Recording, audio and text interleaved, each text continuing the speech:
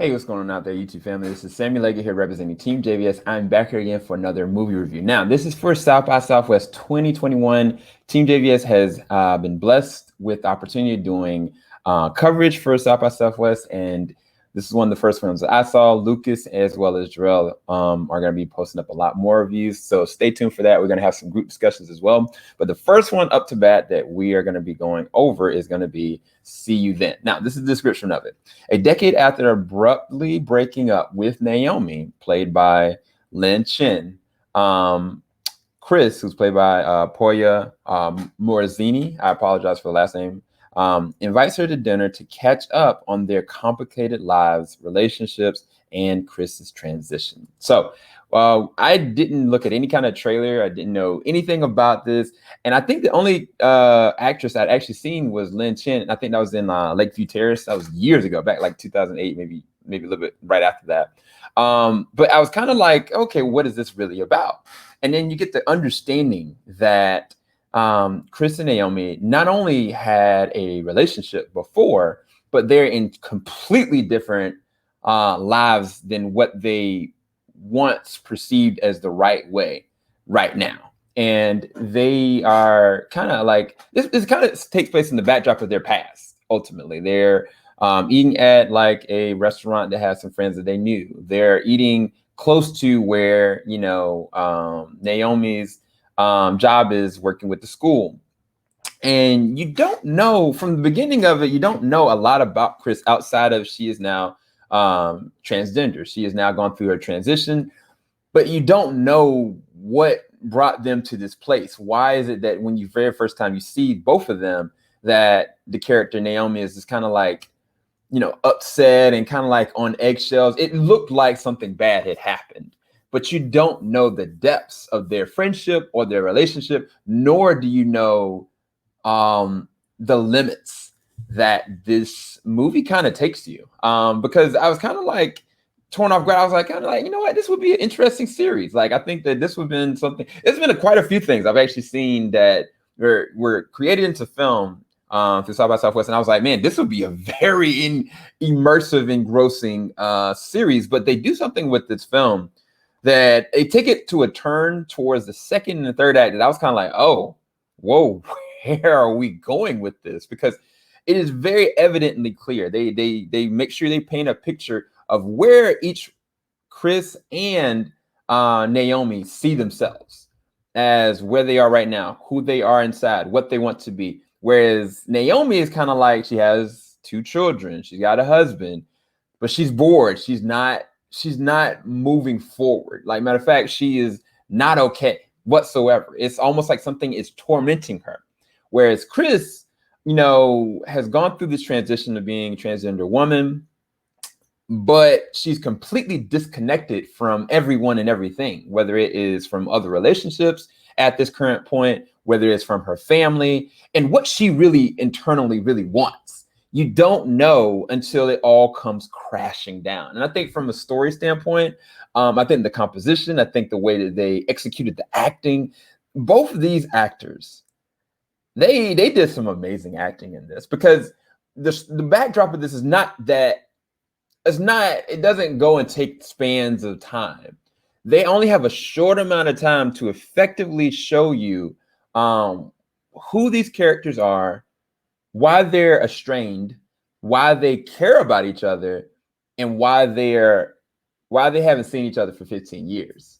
And I think that aspect of the story will lead you down different paths and different roads that I have to commend, honestly, the cast and the writing of this, because it could have went off as kind of like this, it's okay, but no, they go to depths of certain circumstances with both characters that I didn't think they would go. I didn't think that they would say, okay, what defines being successful?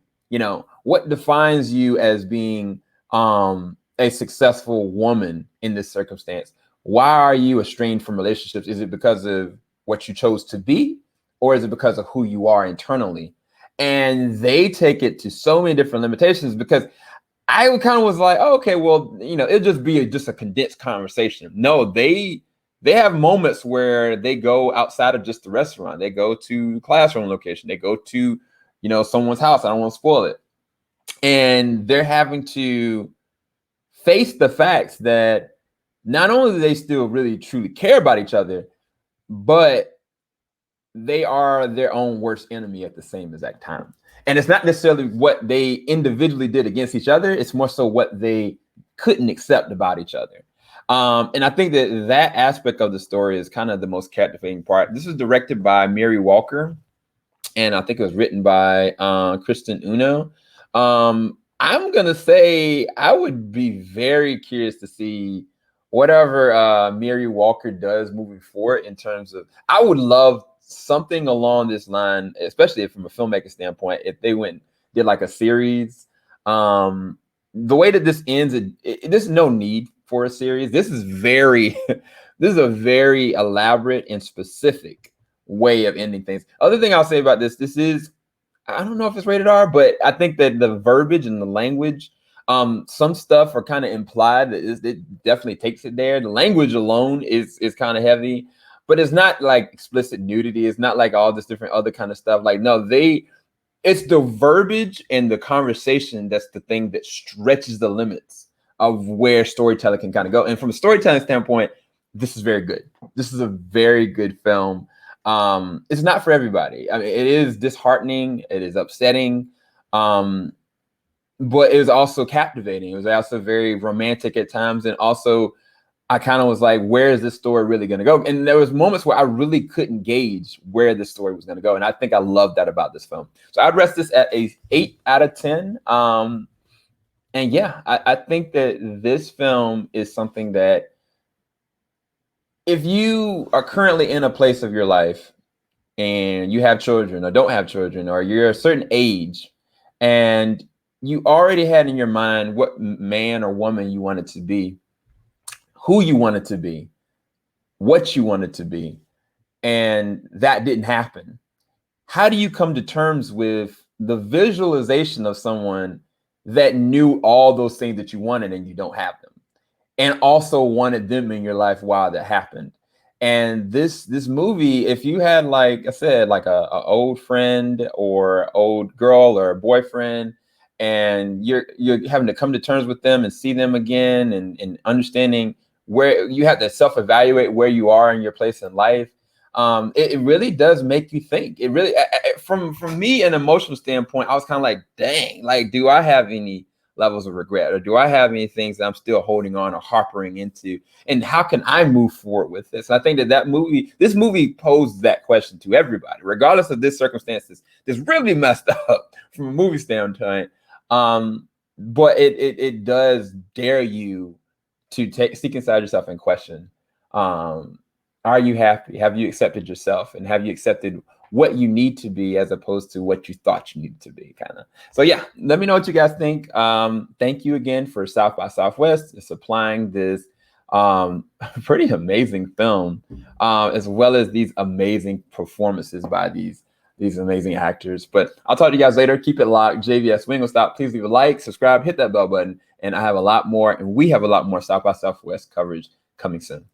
Peace, guys.